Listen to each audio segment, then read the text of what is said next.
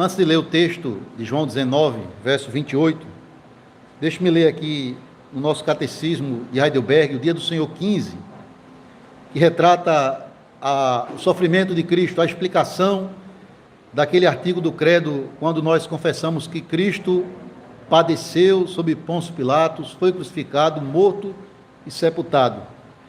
E a pergunta 37, ela diz assim: o que você confessa quando diz que Jesus padeceu? Durante todo o tempo em que viveu sobre a terra, especialmente no final, Cristo suportou no corpo e na alma a ira de Deus contra o pecado de toda a raça humana. Assim, pelo seu sofrimento, como único sacrifício de expiação, ele redimiu nosso corpo e nossa alma da condenação eterna e conquistou para nós a graça de Deus, a justiça e a vida eterna. 38. Porque ele padeceu sob Pôncio Pilatos. Embora inocente, Cristo foi condenado por um juiz terreno, e assim ele nos livrou do severo juízo de Deus que haveria de cair sobre nós. 39. Há algum sentido especial em Cristo ter sido crucificado e não ter morrido de outro modo? Sim. Por causa disso, tenho certeza de que ele levou sobre si a maldição que estava sobre mim, pois quem era crucificado era maldito de Deus. É até aqui a leitura. Nós vamos ler no Evangelho de João, capítulo 19.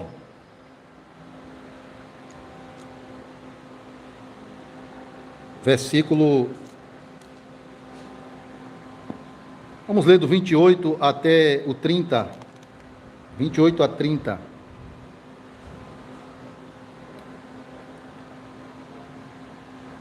A narração bem resumida pelo apóstolo João da morte de Cristo. João, que estava exatamente ali diante do Senhor, e uma das palavras da cruz foi direcionada para ele e para a sua mãe, a mãe de Jesus, Maria, né? Logo anterior a essa, o verso 27 já deixa isso muito claro. Jesus deu uma palavra direcionada para que eles pudessem cuidar um do outro na sua ausência. Mas agora é uma palavra que reflete o seu sofrimento e também a sua vitória, que é a penúltima palavra que está no versículo 30, está consumado. João 19, 28. Depois, vendo Jesus que tudo já estava consumado, para se cumprir a Escritura, disse: tenho sede. Estava ali um vaso cheio de vinagre. Embeberam de vinagre uma esponja e, fixando-a num caniço de isopo, lhe achegaram à boca.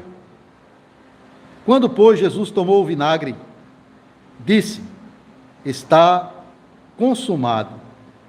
Inclinando a cabeça, rendeu o espírito. O verso 28. Depois, vendo Jesus que tudo já estava consumado, para se cumprir a Escritura, disse: tenho sede. Irmãos, estas são palavras impressionantes, são palavras surpreendentes. Na verdade, cada palavra proferida por Jesus na cruz do Calvário, as famosas 7 palavras da cruz, tem algo muito precioso para nos ensinar. A primeira delas indicou a sua graça em perdoar pecadores. Pai, perdoa-lhes, porque não sabem o que estão fazendo. A segunda dela garante salvação para o pecador arrependido. Ainda hoje estarás comigo no paraíso. A terceira delas expressou a sua profunda angústia e dor na cruz do Calvário. Meu Deus, por que me abandonaste? E essa palavra, tenho sede, que é a quinta palavra da cruz, ela também expressa este sofrimento de Cristo. Nós temos aqui o nosso Senhor prestes a expirar, prestes a render o Espírito ao Pai, a completar a obra redentora que passava pelo seu sofrimento e sacrifício no madeiro. E antes de padecer a morte, exatamente, literalmente, ele exclama: tenho sede. Irmãos, aqui quem está dizendo essas palavras é aquele que, juntamente com o Pai e o Espírito, criou todas as coisas, todas as fontes das águas, todos os rios e mares e riachos, tudo foi feito por ele.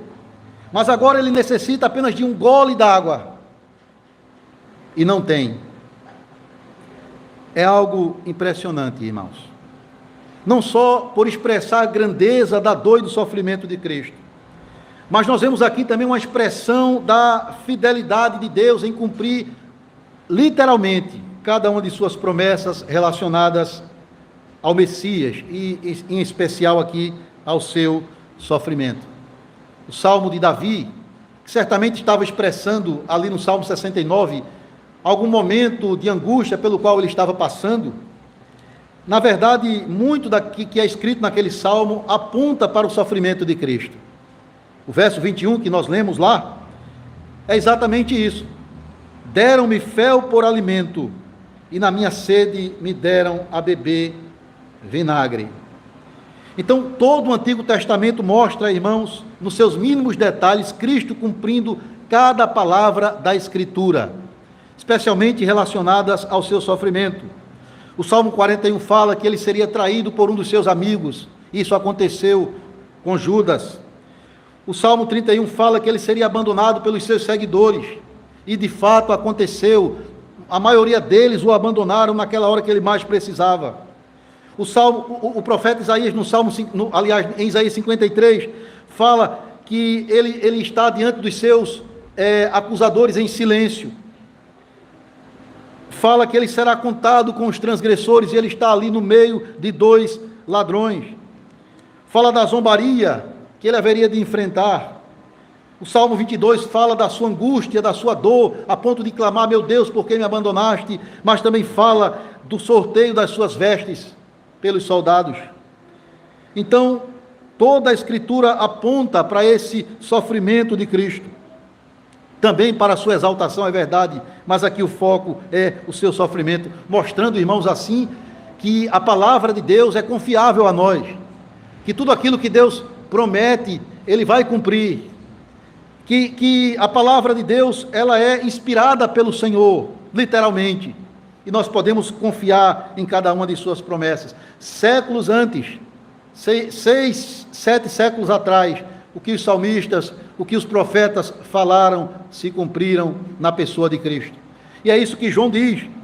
Jesus, vendo que estava para concluir a obra que o Pai lhe deu, e vendo que estava fazendo isso para cumprir a Escritura, ele clama: eu tenho sede. Eu queria meditar com a igreja nessa expressão, nessa palavra que expressa a dor e o sofrimento de Cristo, não somente no seu corpo, mas também na sua alma. E a primeira coisa que essa palavra nos ensina, expressando a carência, a necessidade de Jesus naquele momento, é o quão humano ele era. O quão humano quanto nós ele era em todos os sentidos, exceto na questão do pecado. Meus irmãos, o Senhor da glória, aquele que é o verbo que estava com o Pai, que era Deus juntamente com o Pai, ele voluntariamente se fez homem, assumiu a nossa natureza humana e habitou entre nós.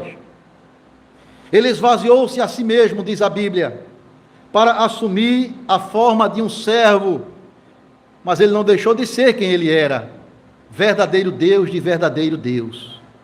Então a Bíblia expressa claramente que esse que está clamando aqui tenho sede, ele era tão divino quanto humano, mas aqui o que está em foco é a sua humanidade. É claro, irmãos, ele é aquele que falava com sabedoria, é aquele que falava com autoridade e as coisas aconteciam. Uma palavra e o doente era curado. Uma palavra apenas e a tempestade se acalmava.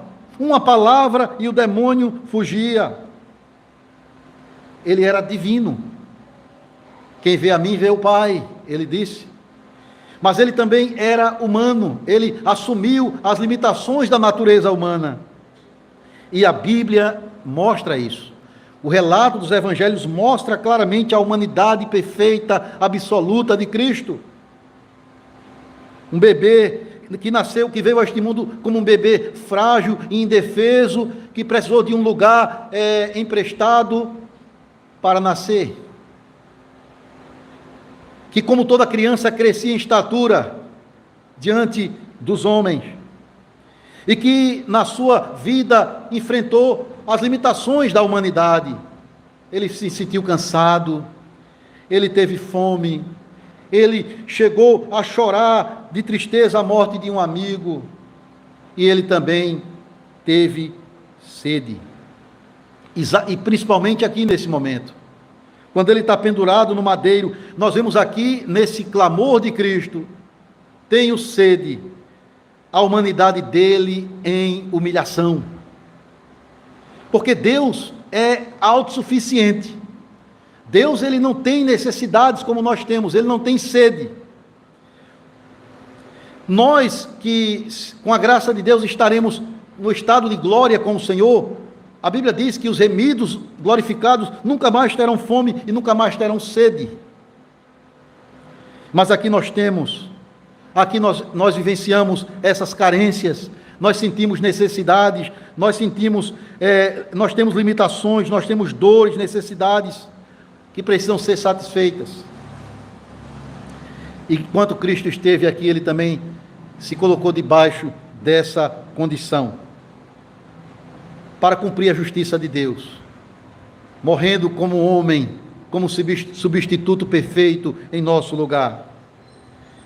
Como diz lá em Hebreus 2,17, convinha, era necessário, que em tudo ele fosse semelhante aos seus irmãos, exceto na questão do pecado. Então, esse clamor expressa claramente a humanidade perfeita de Cristo, como mediador necessário para a nossa redenção. Mas também nós vemos aqui, irmãos, a intensidade dos sofrimentos de Cristo, nessa palavra. Perceba que ele está enfrentando a dor, enfrentando a angústia, não somente quando está agora na cruz, mas isso já vinha acontecendo por toda aquela madrugada, desde o Getsêmani, quando ele esteve ali orando em angústia, sabendo que ele haveria de beber o cálice da ira de Deus, para cumprir a vontade do Pai e redimir o seu povo pelo sangue da cruz. E a sua alma ficou angustiada a ponto de o seu suor se misturar com o seu sangue e escorrer pelo seu corpo. Mas a luta do jardim, ela não termina. Ela vem com o aparecimento do traidor, com uma turba de homens para prender a Jesus. E ele é levado ao sumo sacerdote, que o remete para Pilatos, que o manda para Herodes, que o retorna para Pilatos. E aí, novamente nas mãos de Pilatos, mesmo reconhecendo a inocência dele, lavando as suas mãos, ele declara a sua sentença, que seja crucificado. E aí o nosso Senhor carrega aquele madeiro nas suas costas pelas ruas apertadas de Jerusalém, caminhando até a altura do monte chamado Gólgota ou Calvário, um lugar designado, um lugar público para que ele pudesse sofrer a morte vergonhosa da cruz. Uma morte maldita, uma morte vil, que nem um cidadão romano recebia essa sentença. Mas ele vai resolutamente. E ali fica pendurado, irmãos, por exatamente 6 horas, das 9 da manhã às 15 horas da tarde, com uma coroa de espinhos e um sol escaldante sobre a sua cabeça, das 9 até o meio-dia, e depois densas trevas cobrem toda aquela região, como um sinal do desfavor, do desprazer de Deus para com ele, da ira de Deus derramada sobre ele, porque ele estava carregando sobre si a culpa, não do seu pecado, mas do nosso pecado.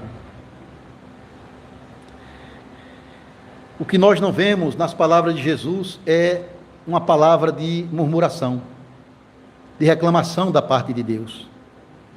Ele está falando do fundo da sua alma, da sua dor, da sua angústia, mas não há uma palavra de oposição a Deus. E ali, meus irmãos, no clímax da sua dor, com o seu corpo atordoado, com os seus músculos estendidos, com a sua boca ressequida, ele clama: eu tenho sede. Uma expressão da intensidade da sua dor, que foi logo dito depois que ele também falou: meu Deus, por que me abandonaste? Não apenas um sofrimento físico, mas também um sofrimento da sua alma, porque ele estava morrendo, entregando o corpo e a alma dele, tendo derramado sobre si não só o calor do sol, mas o calor da ira divina. Então essa palavra expressa, meus irmãos, a intensidade do sofrimento de Cristo.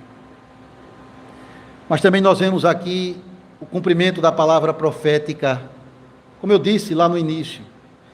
O Senhor Jesus, mesmo no momento de sofrimento, ele cumpre a vontade de Deus, e ele cumpre cada profecia destinada a ele.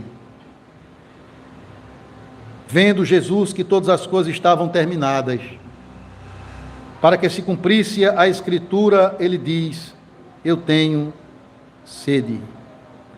Claramente uma lembrança do Salmo 69, que nós lemos no início. Quando Davi, no verso 21, diz que na minha sede me deram a beber vinagre. Muitas profecias já tinham se cumprido até aquele momento. O sorteio de suas vestes, o abandono dos seus amigos, o escárnio das pessoas que o assistiam na sua dor. Mas ainda faltava essa profecia dele beber esse vinagre, dele na sua dor. Meus irmãos, ele já tinha suportado afrontas, ele já tinha se tornado um estranho para os seus irmãos, como diz o Salmo 69, ele já tinha sido motivo de chacota das pessoas que ali estavam, cantiga dos beberrões que zombavam dele. Ele já tinha clamado na sua angústia: meu Deus, por que me abandonaste? Mas faltava ainda a bebida do vinagre. Portanto, ele clama: tenho sede, para que essa palavra se cumpra. É interessante que mesmo no momento mais difícil, que foi estar ali no Calvário pendurado, sendo abandonado pela terra, sendo abandonado pelos céus, ele se lembra de cumprir as Escrituras, aquilo que Deus estabeleceu para ele. A agenda de Deus para ele envolvia o sofrimento, e ele cumpriu literalmente cada profecia, irmãos. Por isso que ele vai dizer, por isso que ele disse antes, examine as Escrituras, porque elas falam de mim. Leiam os salmos, leiam os profetas, porque eles falam a meu respeito. Por isso a gente não deve desprezar o Antigo Testamento como se Jesus não estivesse ali nele. Não. Nós temos que amar toda a Escritura, porque toda ela testifica de Cristo. Toda ela nos torna sábios para a salvação pela fé em Cristo Jesus. Então esse é mais um ensinamento dessa palavra tenho sede, que expressa não só a humanidade de Jesus Cristo, a intensidade da sua dor, mas também o cumprimento fiel da palavra de Deus. Mas aqui nós temos também, irmãos, a submissão do Filho ao Pai, de como Jesus voluntariamente se entrega para cumprir a obra que o Pai lhe deu para fazer. Ainda na eternidade, no conselho da Santíssima Trindade, na reunião entre o Pai, o Filho e o Espírito Santo, o Filho disse resolutamente: aqui estou para fazer a tua vontade, ó Deus. E a vontade de Deus passava pelo sofrimento do madeiro, pelo Calvário. Por isso que Jesus, quando via que a sua hora estava se aproximando, ele se dirigia cada vez mais para Jerusalém, para morrer no lugar estabelecido naquela cidade. Estamos falando aqui, irmãos, daquele que tinha todo o poder, toda a autoridade. Estamos falando aqui de alguém que tinha condições de exercer a sua onipotência para se livrar daquele momento.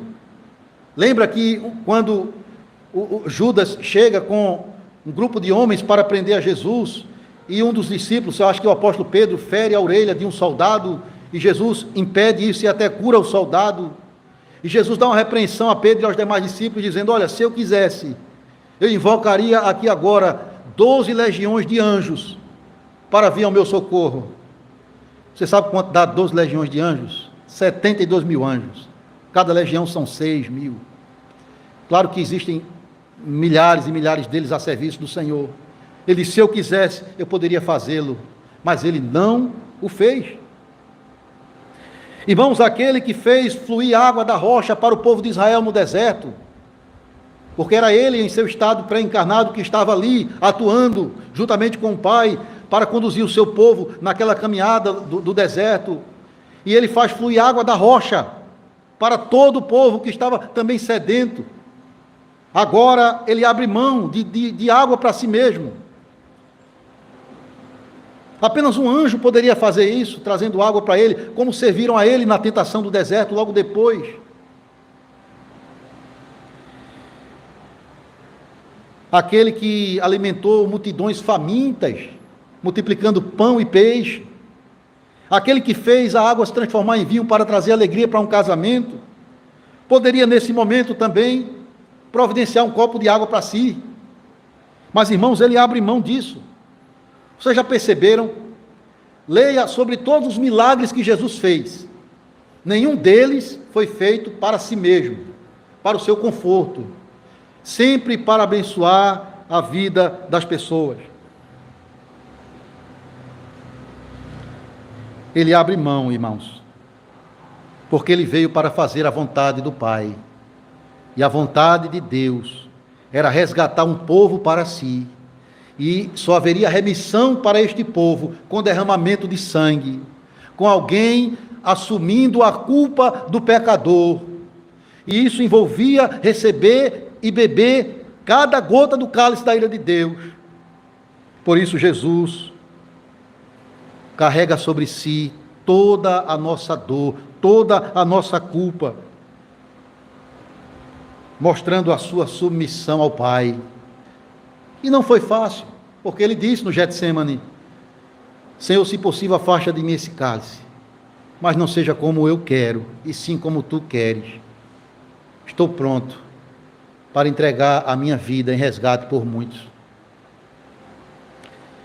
É esse o seu Redentor, é esse o amado da sua alma, é esse aquele que submeteu-se voluntariamente à vontade de Deus, mesmo sabendo que a agenda do Pai passava pelo sofrimento. Ele abriu mão do louvor dos anjos para morrer por nós. Ele não fez caso da ignomínia e da vergonha da cruz para resgatar um povo para Deus.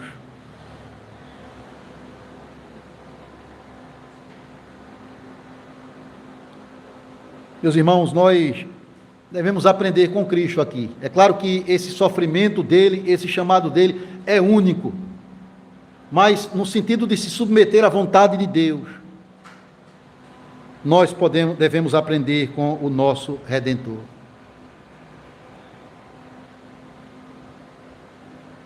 Agradecer por tudo aquilo que Deus tem nos dado, irmãos. Veja, às vezes o povo de Deus passa por momentos de escassez, e às vezes nós somos tomados por um descontentamento, por atitudes de reclamações e murmurações contra Deus. Às vezes nos queixamos porque nós não temos uma casa própria para morar, mas moramos numa casa alugada, ou numa casa pequena. O nosso Senhor, diz a Bíblia, ele não tinha nem aonde reclinar a cabeça. Então, mesmo se você só tenha pão para comer, ou apenas água para beber, seja agradecido a Deus, porque o nosso Senhor abriu mão de tudo isso, quando Ele mais precisava, por amor de nós, e para garantir a nossa redenção. Então, nesse sentido, sejamos contentes, gratos ao Senhor. Então, nós vemos aqui, meus amados, mais um ensinamento dessa palavra da cruz. Tenho sede de como o nosso Redentor se submete à vontade do Pai.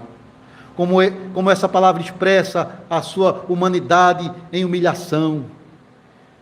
Como essa palavra expressa a sua submissão à vontade do Pai, o cumprimento das Escrituras, a intensidade da sua dor. Mas também como essa palavra ensina a nós que o Senhor, que sabe o que é padecer, pode simpatizar também com o nosso sofrimento.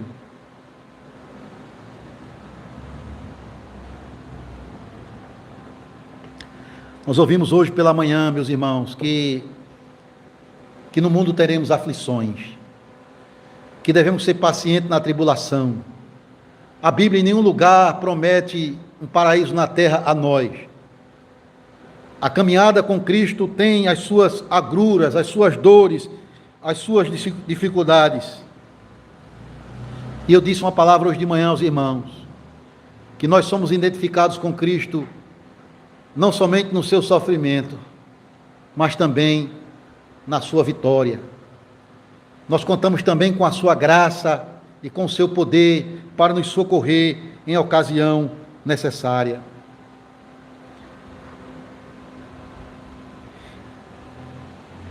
O profeta Isaías disse: Ele tomou sobre si as nossas enfermidades e as nossas dores. O profeta Isaías, falando desse servo sofredor, diz que ele sabe o que é padecer. Se tem alguém que conhece a dor e o sofrimento humano em toda a sua intensidade, é Cristo. É Cristo. O escritor aos Hebreus vai dizer assim: porque não temos sumo sacerdote que não possa compadecer-se das nossas fraquezas, porém como nós, foi ele tentado em todas as coisas, mas sem pecado. Ele se compadece das nossas fraquezas. Às vezes nós erramos nisso, as pessoas podem falhar conosco, mostrando indiferença ao sofrimento alheio, como aqueles 2 homens religiosos que viram o samaritano ensanguentado no chão e não fizeram nada por ele. Às vezes nós agimos assim. Cristo jamais será indiferente à nossa dor. Ele conhece profundamente o que é o sofrimento humano. Não sei se você já passou por isso, e eu já disse a seguinte expressão: ninguém sabe o que eu estou passando. Quando você está numa situação difícil, delicada, às vezes a gente fala isso: se você soubesse a minha dor, a minha angústia. E realmente nós não sabemos, mas Deus, Cristo sabe, e Ele pode confortar e fortalecer o coração aflito. A Bíblia diz: lance sobre Ele a sua preocupação, porque Ele tem cuidado de vocês. Se você está sofrendo no seu corpo, dores no seu corpo, Ele passou por isso. Se você está sendo injustiçado, pessoas lançando ofensas contra você, calúnias, difamações, zombarias contra você, Ele passou por isso. Se você está sofrendo porque aqueles que mais você confiava lhe decepcionou, Ele foi rejeitado pelos seus, pelo seu povo, pelos seus parentes, pelos seus discípulos. A maioria o abandonou na hora que ele mais necessitava. Se você sofre com a traição, Ele passou por isso. Ele sabe o que é padecer e Ele pode compadecer-se de nós nas nossas fraquezas. Mas nós temos que levar a Ele a nossa angústia, a nossa dor, por meio da súplica e da oração, confiando no seu poder para atuar em nosso favor. Mas há um outro ensinamento dessa palavra, irmãos. Tenho sede, revela também a necessidade do coração humano, a necessidade do coração humano. O homem, ele é um ser sedento por natureza, mas ele está correndo atrás de coisas que não satisfazem a sua alma. Há uma sede, há uma fome, há um anseio profundo do homem pelo aplauso, pelas honras humanas, pelos prazeres terrenos, pelas riquezas que a ferrugem destrói e o ladrão rouba. Isso é o que as pessoas estão buscando com todas as suas forças, procurando satisfazer os seus apetites. Tanto aquele que tem muito dinheiro, quanto aquele que não tem nada, está buscando beber nas fontes do mundo que não satisfazem. É como aquela água do poço daquela mulher samaritana com quem Jesus foi ter com ela. E Jesus disse: quem beber dessa água vai voltar a ter sede. O homem, ele tem uma sede espiritual que só Deus pode satisfazer. Nada que seja no nível material pode saciar o coração humano. Por mais que ele tente, na sua tolice, satisfazê-lo, ele não vai conseguir. Deus nos fez para si mesmo, e somente Deus pode nos satisfazer plenamente, corpo e alma. Alguém disse, eu não sei exatamente quem, mas alguém disse uma frase: há um vazio no coração humano que só Deus pode preencher.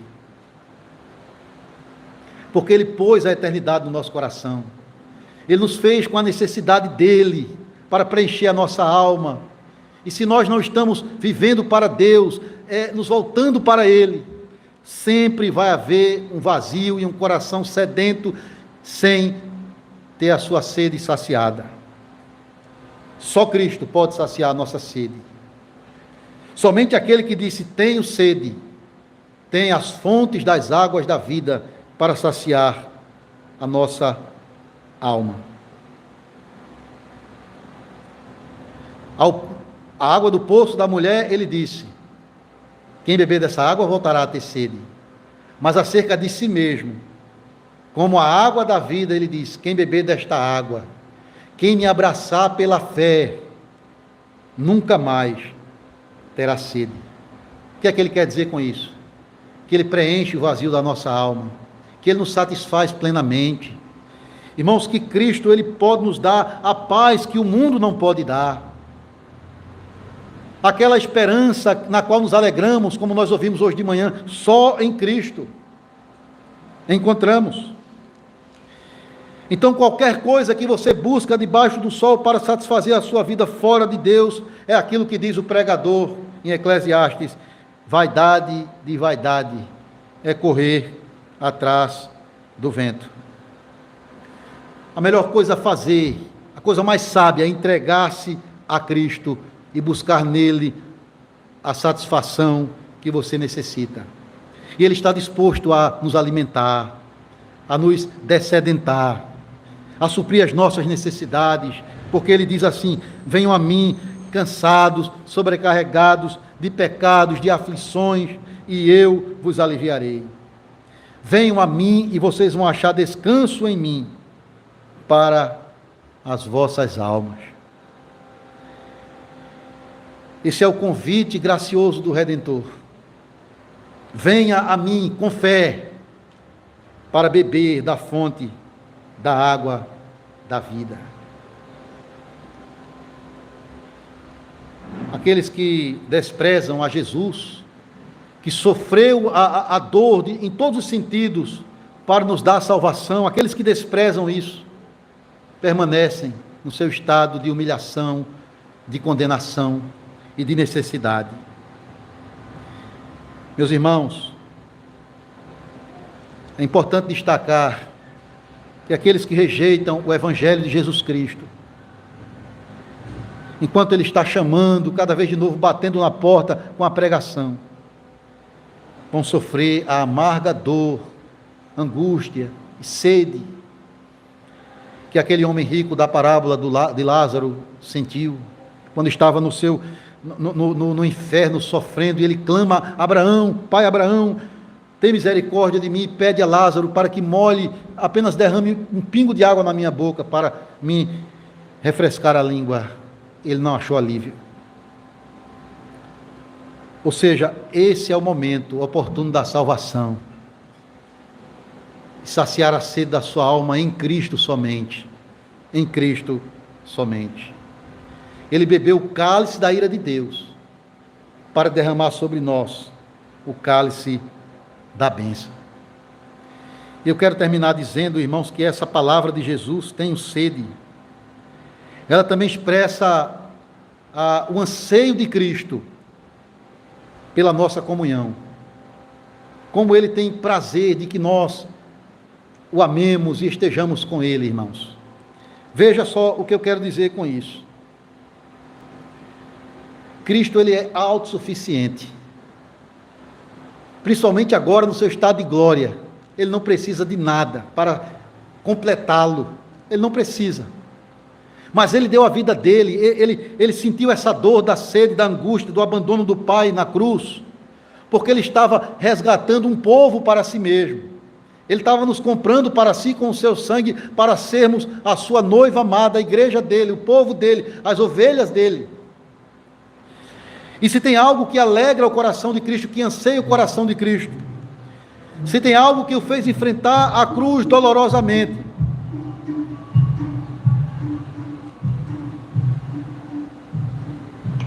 foi pela alegria que ele foi proposta pelo Pai. Que alegria é essa?